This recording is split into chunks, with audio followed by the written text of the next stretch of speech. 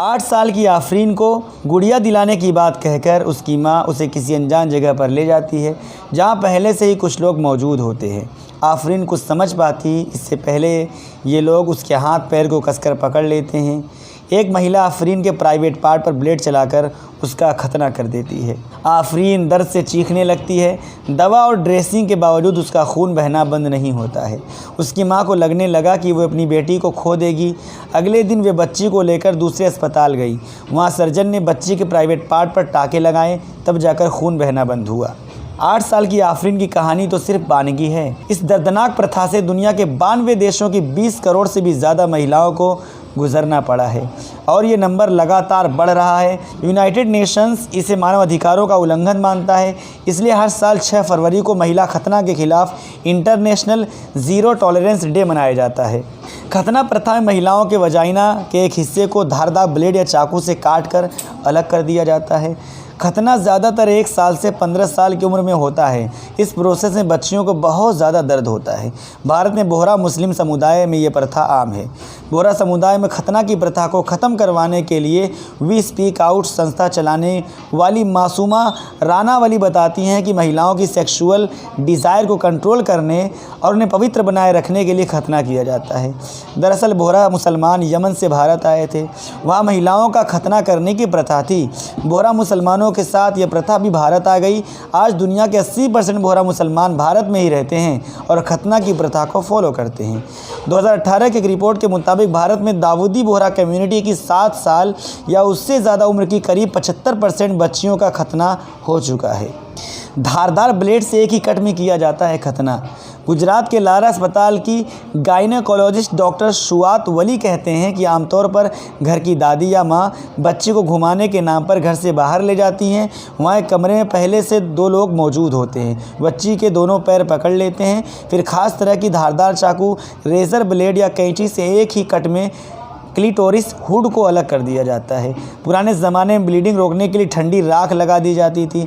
आजकल antibiotic powder या lotion और कॉटन का इस्तेमाल किया जाता है। ब्लीडिंग रुकने के करीब 40 मिनट बाद बच्ची को घर भेजा जाता है। 3-4 दिन उसे खेलने कूदने से मना किया जाता है।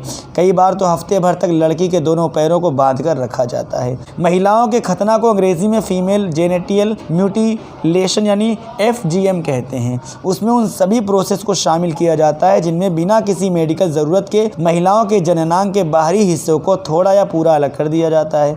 WHO के मुताबिक ये 4 तरह का होता है। भारत के बोहरा समुदाय में टाइप 1 का खतना किया जाता है। आप तस्वीर में देख सकते हैं।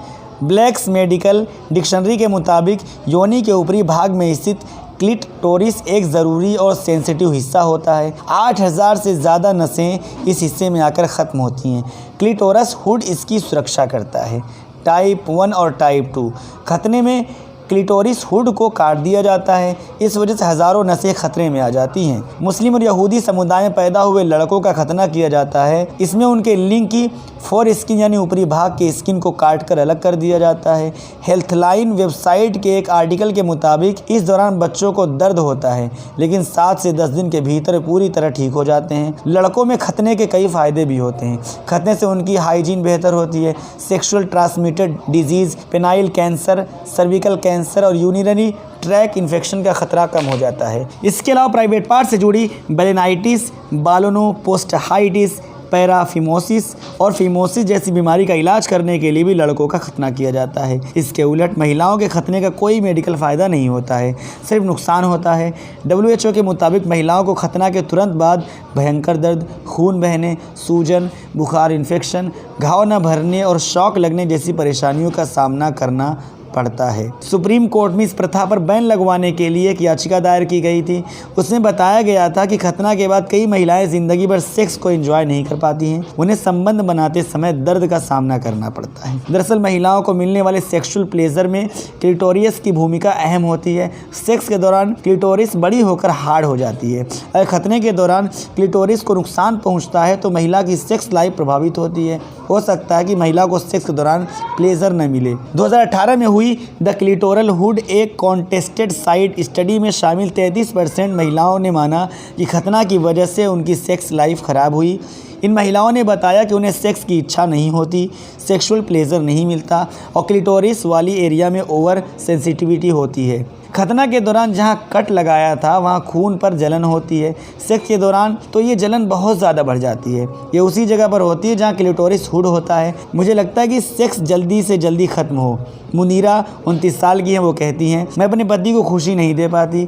एक समय बाद मैंने दुखी होकर पति से कह दिया कि वो चाहे तो बाहर जाकर ये सब कर सकते हैं क्योंकि मैं उनकी इच्छा पूरी नहीं कर पाती। राशिदा 50 साल की वो कहती है, मेरे बेटे ने कहा कि बोहरी समुदाय की लड़की से शादी नहीं करना चाहता। जब मैंने इसकी वजह पूछी तो उसने झिझकते हुए बताया कि ज़्यादातर बोहरी लड़कियों का खतना हो चुका होता है और बिस्तर पर अच्छी नहीं होती हैं। महिलाओं के खतना को ख़त्म करवाने की मुहिम में जुटी साहियो एनजीओ के एक आर्टिकल के मुताबिक खतना की शुरुआत को लेकर कई थ्योरी है।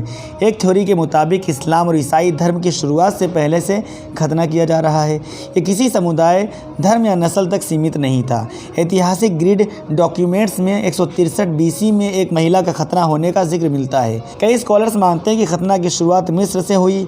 धीरे धीरे ये अरबी व्यापारियों के जरिए लाल सागर के तटों से जुड़े इलाकों में फैल गया। फेरोनिक ईरा में मिस्र के लोग बाइसेक्सुअल देवताओं में विश्वास करते थे। वे मानते थे कि महिलाओं की क्लिटोरिस पुरुष का प्रतीक है और पुरुष की फोर स्किन महिलाओं का। इसलिए महिलाओं का खतना करवाकर उनसे पुरुषों के प्रतीक को हटा देते थे।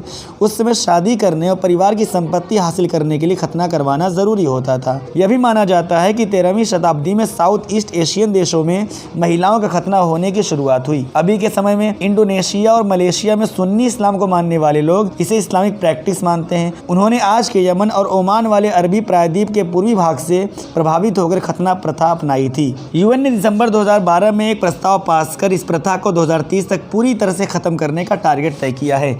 जिस मिस्र से इसकी शुरुआत मानी जाती है उसने भी 2008 में इसे बैन कर दिया था। हालांकि अभी भी खतना के सबसे ज़्यादा मामले वहीं सामने आते हैं। इसके अलावा Australia, Canada, Belgium, Sweden, Denmark, UK, America और स्पेन समेत कई देश महिलाओं के खतना को अपराध घोषित कर चुके हैं। भारत में खतना पर अभी कोई रोक नहीं है। इस प्रथा पर रोक लगवाने के लिए 2017 में सुप्रीम कोर्ट में एक याचिका दायर की गई थी, जिसमें कहा गया था कि ये प्रथा महिलाओं के साथ भेदभाव करती है। इससे महिलाओं के समानता, प्राइवेसी और पर्सनल लिबर्टी के अधिकार छीन जाते हैं। इस याचिका के जवाब में महिला एवं बाल कल्याण मंत्रालय ने कहा कि अभी भारत में महिलाओं के खतना को लेकर कोई आधिकारिक डेटा स्टडी हमारे पास नहीं है। हालांकि सुप्रीम कोर्ट ने इस प्रथा को लेकर चिंता जताई थी और मामले को सुनवाई के लिए 7 जजों की बेंच के पास भेज दिया था। इस पूरे रिपोर्ट पर आपका क्या कहना है, कमेंट में हमें ज़रूर बताएं।